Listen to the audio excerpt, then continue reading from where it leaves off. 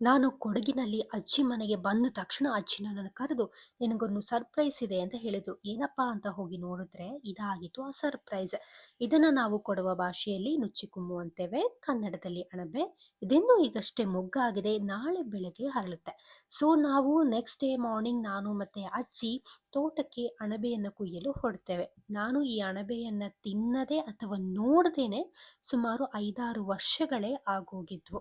So ಇದನ್ನು ನೋಡ್ತಾ ಇದ್ದಂಗೆ ನನಗೆ ನನ್ನ ಬಾಲ್ಯದಲ್ಲಿ ಕಳೆದ ಎಲ್ಲಾ ದಿನಗಳು ಒಂದೊಂದಾಗಿ ನೆನಪಾಗ್ತಾ ಹೋದವು. ಅಜ್ಜಿಗೂ ಗೊತ್ತು ಇದು ನನಗೆ ಸಿಕ್ಕಾಪಟ್ಟೆ ಫೇವ್ರೇಟ್ ಅಂತ. ಸೊ ಹಾಗಾಗಿ ನನಗೆ ಈ ಬಾರಿ ಇದು ಸಿಕ್ಕಿದ್ದು ಸಿಕ್ಕಾಪಟ್ಟೆ ಖುಷಿ ಆಯ್ತು. ಅದಕ್ಕಿಂತ ಖುಷಿ ಅಜ್ಜಿ ಮಾಡುವ ಅಣಬೆ ಸಾರಿನ ಕೈ ರುಚಿ ಅದಕ್ಕಿಂತ ಸೂಪರ್. ಹಾಗೆ ಇದಕ್ಕೆ ಕಾಂಬಿನೇಷನ್ ಅಂತ ಅಕ್ಕಿ ರೊಟ್ಟಿ, ಕೊಡಗಿನಲ್ಲಿ ಹೆಚ್ಚಾಗಿ ಅಕ್ಕಿ ರೊಟ್ಟಿಯನ್ನ ಮಾಡ್ತಾರೆ. ಸೊ ಹಾಗಾಗಿ ಅಣಬೆ ಸಾರು ಮತ್ತೆ ಅಕ್ಕಿ ರೊಟ್ಟಿ ಸೂಪರ್ ಕಾಂಬಿನೇಷನ್. ಹಾಗಾಗಿ ಅಜ್ಜಿ ನನಗೆ ಈ ಒಂದು ಅಕ್ಕಿ ರೊಟ್ಟಿ ಮತ್ತೆ ಅಣಬೆ ಸಾರನ್ನ ಮಾಡ್ಕೊಟ್ರು. ಹಾಗಾದ್ರೆ ನಿಮ್ಮ ಊರಿನಲ್ಲಿ ಅಥವಾ ನಿಮ್ಮ ಭಾಷೆಯಲ್ಲಿ ಅಣಬೆಗೆ ಏನಂತಾರೆ ಅಂತ ನೀವ್ ಹೇಳಿ.